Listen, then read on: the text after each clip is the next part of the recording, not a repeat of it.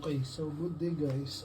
Ito na pala yung din-develop natin na gas leakage detection system.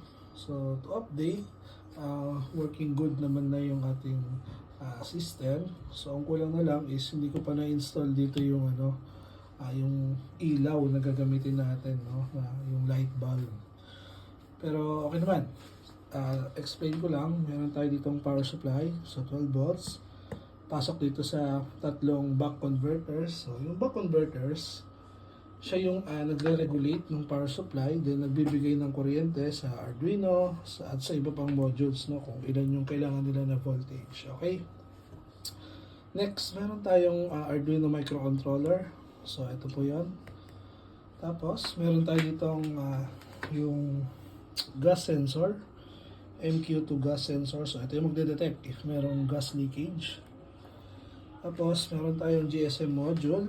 So, ito yung magte-text sa mobile phone natin kapag meron siyang na-detect na gas leakage. Okay, so ito yung kanyang antenna.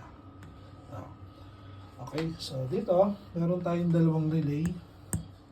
So, yung una is para to sa backup battery. Hindi ko pa lang na-install. Then, ito is yung para sa magka-cut off ng ating power line. Okay, so kapag ganyan ang status niya na walang ilaw yung dalawang pula, ibig sabihin po nun is buhay yung kuryente rito, no? So mamaya pag nagkaroon ng gas leakage, makikita nyo magkukulay red yan. Ibig sabihin nun is kinat off niya yung kuryente rito. So papatay niya yan kapag umilaw yung pula. Okay, so next, meron tayong buzzer, tsaka LED na red.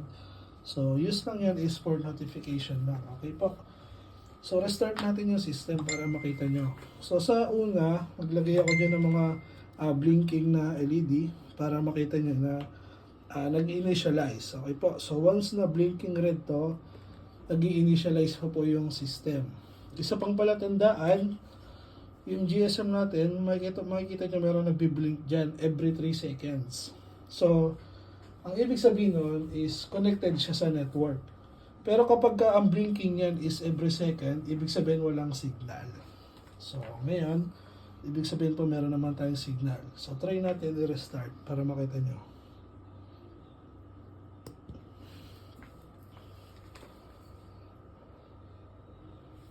So, makikita nyo, blinking red.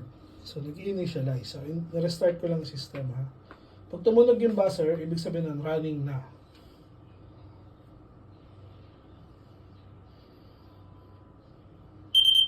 Yan. So, pag nagtunog na yung buzzer, ibig sabihin running na po yung system. So, namatay na rin yung ating indicator light. So, ang gagawin natin ngayon, simulate natin yung gas leakage detection. Gamit tayo ng lighter. So, hindi natin sisindihan. Pipindutin lang natin tong red. So, di ba alam naman natin, pag pinindot natin to is magre-release na yun ng gas dito.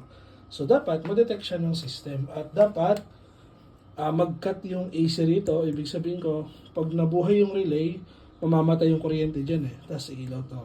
Tapos dapat mag-text siya dito sa ating mobile phone. So, try natin.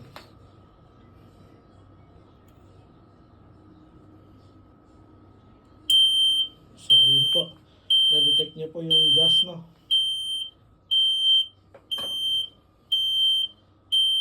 May alarm lang yan. So, wait natin na mag-text dito.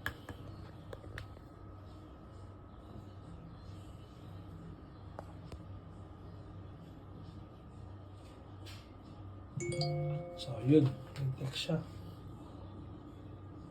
So, yun ang sabi niya. Gas leakage has been detected. Power line was automatically deactivated. Okay po. So, yun. Working naman po yung system. So, namatay yung nag-red kanina to. Ngayon, namatay na uli. So, bakit po ganon? Kasi po, wala na po uli siya na-detect na gas, no? So, pag nilagyan ko to uli, pag nilagyan ko yan uli ng gas, so, mabubuhay yan. Ibig sabihin, ika-cut off natin yung AC, pero try natin sa isa pa. So, yun. Kita nyo, nag-red. Ibig sabihin, namatay yung kuryente rito. Then, magno-notif uli yan dito. May na-detect siya ulit.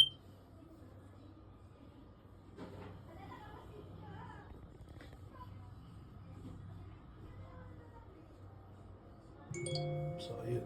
Nag-text ulit. Yan. Meron siyang na-detect.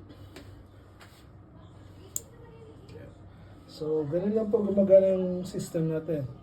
So, next step is install na natin dito yung ilaw. Tapos dito is yung backup battery once na nagkaroon ng AC cut-off dito. So, yun lang po for your update.